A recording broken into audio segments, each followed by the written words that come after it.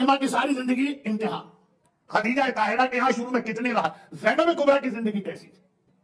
کبھی غور کیا ہے آپ نے؟ بس اسی بات سے اندازہ کر لیں کہ زینب کی شادی ہوئی تھی عبداللہ ابن جعفر طیار سے۔ یہ جملہ کافی، جنہیں پتا ہے کہ عبداللہ ابن جعفر طیار کیا ہے، کون ہے نہیں کہہ رہا ہوں، کیا ہے، ان کا اسٹیٹس کیا تھا، ان کا بزنس کتنا بڑا تھا، تو یہ ایک جملہ کافی ہے کہ زینب ان کی بیوی درج ہے۔ اس موقع پر بھی بڑا عجیب جملہ ہمارے سامنے آتا، ایک جملہ رسول نے کہا، ایک جملہ مولا علی نے کہا۔ رسول نے کہا کہ اگر فاطمہ نہ ہوتے، اگر علی نہ ہوتے تو فاطمہ کی شادی نہیں ہو سکتی۔ فاطمہ کو میچ کرنے والا اس کائنات میں ہے کون علی کے علاوہ؟ ٹھیک ہے، یہ بات بہت سنتے ہیں اور سنتے رہیں گے، ایمان تازہ ہوگا۔ اور مولا کو وہی پرابلم فیس کرنا پڑا کہ جب زینب کی ایج شادی کی ہوئی تو زینب کا میچ کون ہوگا؟ اگر وہ عصمت کبریٰ کی حامل نہیں ہے تو صاحبہ عصمت صغریٰ تو ہیں، زینب کبریٰ، ان کی شادی کس سے کی جائے؟ ان کا میچ کون ہو؟ جب معصومہ قم کی ساری زندگی اس لیے شادی نہ ہو سکی کہ عالم اسلام میں اور خاندان میں بھی کوئی مرد اس وقت ایسا نہ تھا جو معصومہ قم کے لیے میچ بنتا۔ آپ ایران کی زیارت پہ جاتے ہیں، معصومہ قم کے حالات وہاں علماء کو سناتے ہیں، ساری زندگی شادی اس وجہ سے نہ ہو تو زینب کبریٰ کا رتبہ معصومہ قم سے تو زیادہ۔ زینب کی شادی مولا کے لیے مسئلہ پیش آ گیا، اور مولا نے اس وقت اپنے سگے بھتیجے عبداللہ کو دیکھ کر کہا کہ اگر یہ عبداللہ نہ ہوگا تو میری بیٹی زینب کی ساری زندگی شادی نہیں ہو سکتی۔ ایک اور جملہ بھی کہا کہ ہمارے بیٹے ہماری بیٹیوں کے لیے اور بیٹیاں بیٹوں کے لیے، لیکن بات بہت پھیل رہی ہے، کوئی حرج بھی نہیں تھا، لیکن میرا آج ایک مخصوص سبجیکٹ ہے، ٹاپک ہے، اس سے ہٹنا نہیں چاہتا۔ مولا نے کہا کہ زینب کے لیے اس پوری کائنات میں اگر کوئی میچنگ بنتا ہے تو وہ عبداللہ ابن جعفر طیار، جعفر طیار کی شہادت ہو گئی، بلکہ چند مہینوں کے بعد، سال بھی نہیں، جب جناب جعفر طیار کی شہادت ہوئی، بہت دور مدینے سے جارڈن، جعفر طیار کے گھر میں اس دن فاقہ تھا۔ جو اہل بیت کے گھرانے کا طریقہ ہے، مفلس کو غنی کر دیتے ہیں لیکن خود کائنات کے مولا ہونے کے باوجود فاقے کرتے ہیں۔ تو پیغمبر نے ایک تو وہ طریقہ کہ شہزادی سے کہا کہ کھانا لے کے جاؤ، 3 دن تم اپنے گھر سے کھانا جعفر طیار کے گھر میں لے جانا، جس گھر میں میت ہو جائے اس گھر میں چولہا جلانا جاہلیت کا عمل ہے، وہ تو ایک الگ بات ہے۔ پھر عرصہ دینے کے لیے گئے، جعفر طیار کی بیوہ اسماء بنت امیس، پرسہ دیا، پرسہ دے کے باہر آئے، گھر کے اندر ہی روم سے باہر نکلے، باہر جو لاؤنج تھا وہاں پہ جعفر طیار کا بڑا بیٹا عبداللہ بیٹھا ہوا کھیل رہا۔ اب بچے جب ایج کم ہوتی ہے، 4 سال 5 سال، باپ مر جائے ماں مر جائے، انہیں کیا معلوم، وہ تو اسی طرح اپنے کھیل میں لگے رہتے ہیں، انہیں نہیں اندازہ ہوتا کہ کتنا بڑا لاس ان کا ہوا۔ تو عبداللہ کھیل رہے ہیں۔ پرانے زمانے میں کھلونے کیا ہوتے تھے؟ مٹی کے بنے ہوئے گھوڑے یا مختلف چیزیں، یہی اس زمانے کے ٹوائز تھے۔ آج تو آپ کا بچہ آئی فون سے نیچے بات ہی نہیں کرتا ہوگا۔ تو خلاصہ یہ کہ عبداللہ یتیم ہوئے، ابھی مدینے میں خبر آئی، یتیم ہوئے، لیکن بچپنا ہے، کھیل رہے تھے۔ پیغمبر نے دیکھا کہ سارے کھلونے انہوں نے اپنے سامنے رکھے ہوئے، مسکرا کے کہا عبداللہ کیا کر رہے ہو؟ کہا کہ یا رسول اللہ میں تجارت کر رہا ہوں، میں بزنس کر رہا ہوں۔ بچوں کو مختلف شوق ہوتے ہیں بچپنے میں، بڑا ہو کے کیا بنے گا یہ الگ چیز، کسی کو کوئی چیز، کسی کو کوئی چیز، بچپنے کی بات کر رہا ہوں۔ کہا میں تجارت کر رہا ہوں، میں بزنس کر رہا ہوں۔ پیغمبر نے عبداللہ کے سر پہ ہاتھ رکھا اور کہا کہ بارک اللہ فی صفقتہ، اللہ تیری تجارت میں برکتیں ہی برکتیں عطا فرمائے۔ پیغمبر کی دعا، ایک یتیم کے سر پہ ہاتھ رکھ کے دعا۔ آپ کو معلوم ہے نا کہ ہمارے یہاں بھی ایک روایت ہے، نہیں ہمارے یہاں سے مطلب ہم لوگوں کے لیے بھی ایک روایت ہے، عام لوگوں کے لیے، کہ اگر تمہاری دعا کبھی قبول نہ ہوتی تو 3 میں سے ایک کام کرو، کعبے کی دیوار کو دیکھو اور اس کو دیکھ کے دعا مانگو، دیکھو کہ اللہ کتنے جلدی قبول کرتا، یا اپنے ماں سے کہو کہ تمہارے لیے دعا کرے، ماں کی دعا اولاد کے لیے کتنے جلد قبول ہوتی ہے، کہ آقا حسین نے بھی ام لیلا سے کہا تھا کہ اکبر کے لیے دعا کر. خود آقا حسین, لیکن ماں کی دعا. 15 رجب 13 14 15 کو آپ عمل ام داؤد کرتے. خود چھٹے امام دعا کر سکتے تھے داؤد کے لیے, لیکن ماں سے کہا یا ام داؤد, ماں کی دعا جتنے جلدی قبول ہوتی. اور تیسرا یہ کہ اگر کوئی دعا تمہاری قبول نہیں ہو رہی, کسی یتیم کے سر پہ ہاتھ رکھ کے دعا مانگو, اللہ تمہاری دعا فوراً قبول کرے گا. پیغمبر نے جب ہم جیسے عام گناہگار یتیم کے سر پہ ہاتھ رکھ کے دعا مانگے, دعا قبول. تو پیغمبر جیسا سید المعصومی عبداللہ جعفر طیار کے بیٹے جیسی عظیم شخصیت کے سر پہ ہاتھ رکھا. آئے خدا, یعنی اللہ تیری تجارت میں برکت ہی برکت, برکت ہی برکت دے. اس وقت وہ کھلونے سامنے رکھ کے تجارت کر رہے ہیں, کھیل کھیل. اتنی برکت ملی عبداللہ, اتنی برکت ملی کہ 2 جملے کہہ دوں تو بات ذرا لمبی ہو گئی, لیکن ذکر چونکہ شریکت الحسین کا تھا کربلا کے حوالے سے تو کوئی قباحت بھی نہیں ہے, چھوٹی سی 2 بات. اتنی برکت کہ عبداللہ ابن جعفر طیار اس اسٹیج پر آ گئے جس پہ جناب حاجرہ زمزم کے لیے آئی تھی. اتنی دولت لے کے کروں گا کیا, اس کا استعمال کیا ہوگا؟ عام انسان کا پیٹ کبھی نہیں بھرتا, جتنی دولت آ جائے کم لگتی, لیکن ایک وہ منزل آتی کہ جیسے آج کل آپ یہاں دیکھتے ہیں جو بلینرز ہیں وہ چیریٹی سب دے دیا کہ اتنی دولت کس کام کی ہماری. عبداللہ کے پاس اتنی دولت آ گئی. حالت یہ تھی کہ حاکم شام معاویہ کبھی کبھار حکومت چلانے کے لیے عبداللہ سے لون دیتا. ایک اکیلا آدمی, آئی ایم ایف نہیں, ورلڈ بینک نہیں, ایک اکیلا آدمی. اتنی دولت ہے کہ اسلامی دنیا اگر کبھی بجٹ ڈیفیسٹ میں جا رہا ہے تو عبداللہ سے لون لیا جا رہا ہے. عبداللہ پرسنل لون نہیں, گورنمنٹ کو لون دے رہے ہیں, اتنی دولت. اور دوسری بات تو اسلامک ہسٹری میں بڑی عجیب آئی ہے.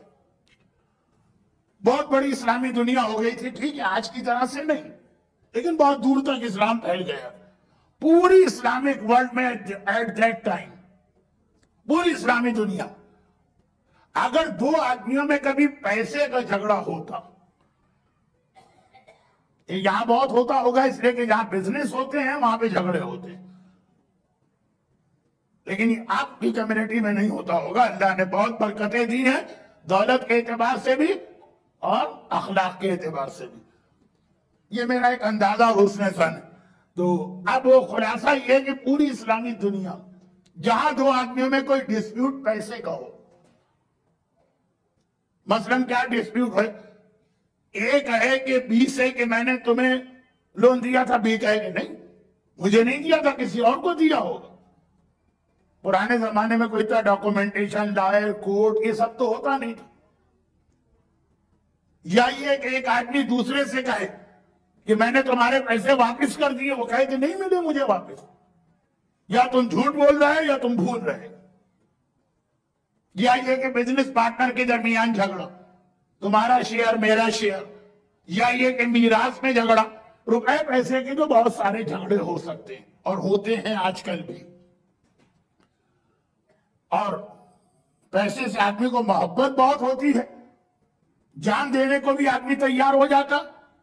جیسے ہم لوگ ہیں, صاحب ایمان ہیں, مولا جان لے جائیے خمس نہیں دیں گے, یہ پیسے کی تو محبت ہے نا, اور کیا چیز ہے. تو انسان پیسے کے لیے تو سگے رشتہ داروں سے تعلقات کاٹ لیتا. کتنے فیملیز ڈسپیوٹ ہمارے پاس بھی آتے ہیں. مگر پوری اسلامی دنیا کے اندر یہ ایک ان ریٹن قسم کا لا بن گیا کہ اگر جھگڑا ہو اور دونوں میں سے کوئی پارٹی ایک جملہ کہہ دے, اسی وقت ڈسپیوٹ ختم, گلے ملے, مسکرائے, چلے گئے. چاہے $100 کی بات ہو, چاہے $1 ملین کی بات ہو. بعض لوگ ایسے ہوتے ہیں کہ کم اماؤنٹ ہو تو بڑے ایماندار بن جاتے ہیں. اسی لیے روایتوں میں بھی کچھ یہ ہے کہ کسی آدمی کو بھی جو اس کی کیپیسٹی ہے اس سے زیادہ امانت مت دینا, ईमानदार आदमी भी बेईमान बन जाता। चुनाचे हमने देखा है कि जब तक एक साल की सेविंग $500 थी, खुम्स रेगुलर देते थे, और जहां $500 हो गई या 500,000 $500,000 हो गई, अब वहां खुम्स के अगेंस्ट हो गए। $100 देना आसान है, $1,00,000 देना मुश्किल है। हमने कितने लोगों को चेंज होते देखा है। खुम्स बहुत हो गया, लेकिन असल बात तो अभी हो ही नहीं। 2-3 बहुत अहम मसले। फिलहाल ये आज की बात तो मुकम्मल कर दूं। गर्ची आज लेडीज की ख्वाहिश थी कि मजलिस 10 मिनट में कम पढ़ूं, लेकिन क्या करूं, टाइम पूरा हो गया है। अब आप कहिए तो यहीं पे मैं मसाइब पढ़ के बाकी बात कल करूं, या कहिए तो 10 मिनट और आपके ले लूं।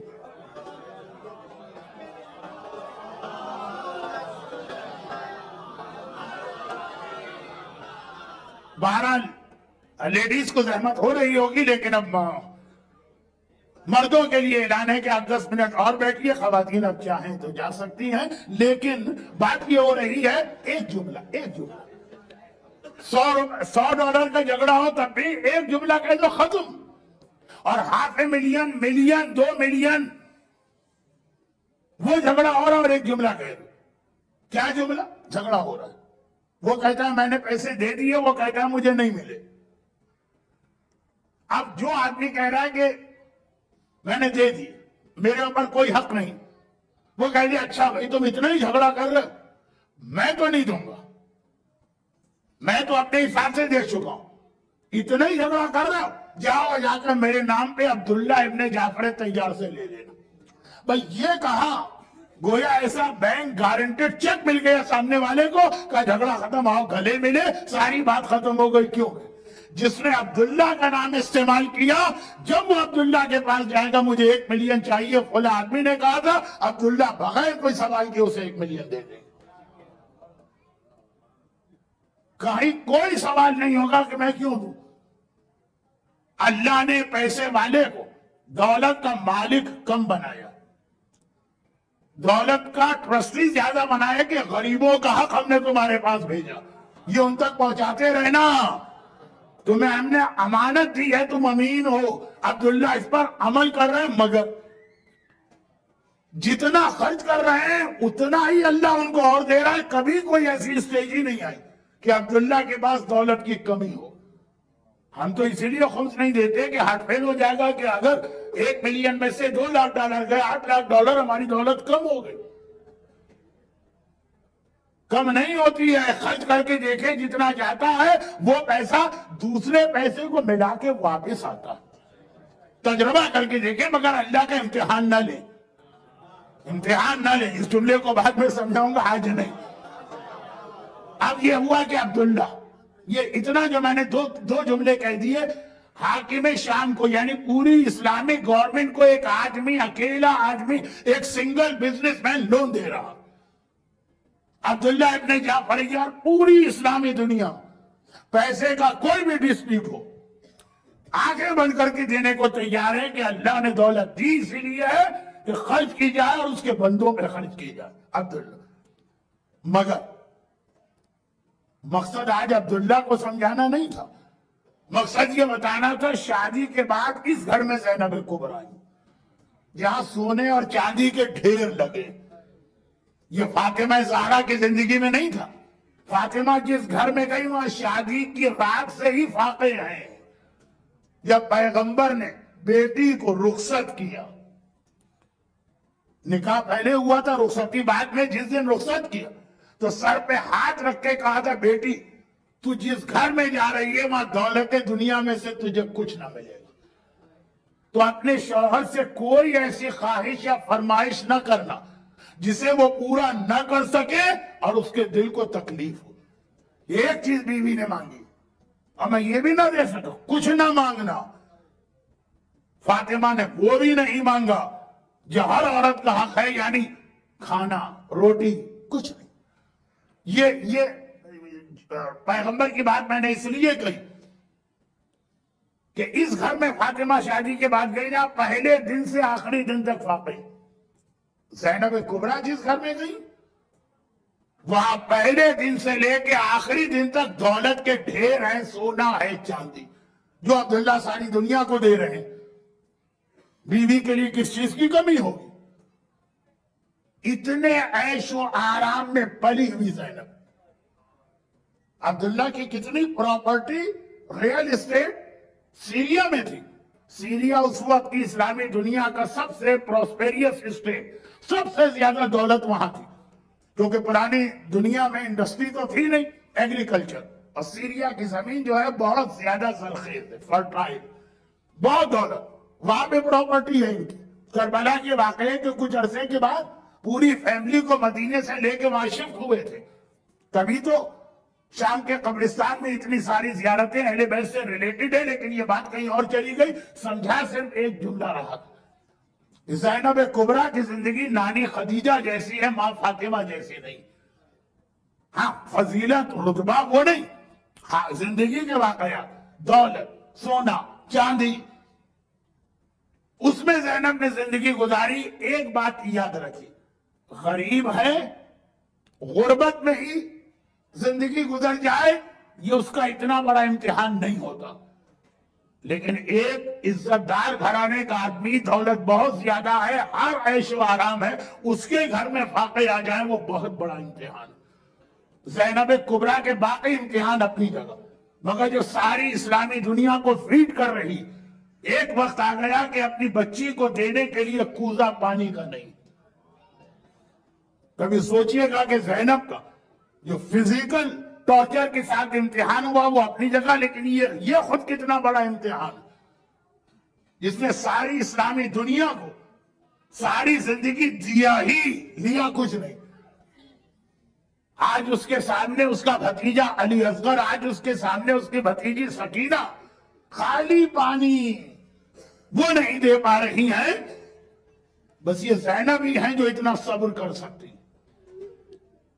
ہاں ہم اور آپ تو اللہ سے کمپلین کرنے لگے کہ خدا بندہ تیرے راستے میں اتنا دیا اور یہ اس کا ریوارڈ ملا. مگر یہ زینب کبریٰ کہ اس مصائب کی پیٹ پر بھی زینب کی زبان پہ سوائے الحمدللہ اور سوائے شکرن للہ کے کچھ نہ آیا. جو جملہ میں نے مجلس کے بیچ میں کہا تھا، ایکسپلین نہیں کر رہا ہوں، پھر ریپیٹ کر رہا ہوں. زینب نے راہ خدا میں دی اور اللہ کا یہ کہنا ہے کہ واپس ملے گا. زینب نے اللہ کے کہنے پہ دیا، اللہ کا امتحان نہیں لیا کہ خدا بندہ کہاں واپس ملا. میں نے تو اتنا دیا، واپسی یہ ہوئی کہ میرا بھتیجا میری بھتیجی پیاس سے تڑپ رہے ہیں، یہ تیرا وعدہ ہے؟ نہیں. یہ ہم اور آپ کہہ سکتے ہیں، زینب کبریٰ یہ نہ کہہ سکتی ہیں نہ انہوں نے کہا. مگر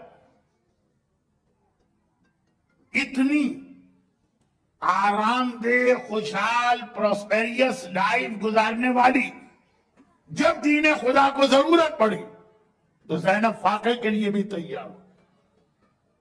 کم از کم زینب کبریٰ کے لیے میں یہ کہہ سکتا ہوں کہ زینب کبریٰ کو کربلا میں جو مصائب برداشت کرنا پڑے وہ ان ایکسپیکٹڈ نہیں تھے. کہ بھئی یہ ہے نا کہ پتہ ہی نہیں چلا اور آدمی میں مصیبت آ گئی. زینب کو پہلے سے معلوم تھا کہ مجھے کیا امتحان دینا ہے. خوشی سے وہ امتحان دینے کے لیے تیار ہو کے گئی تھی.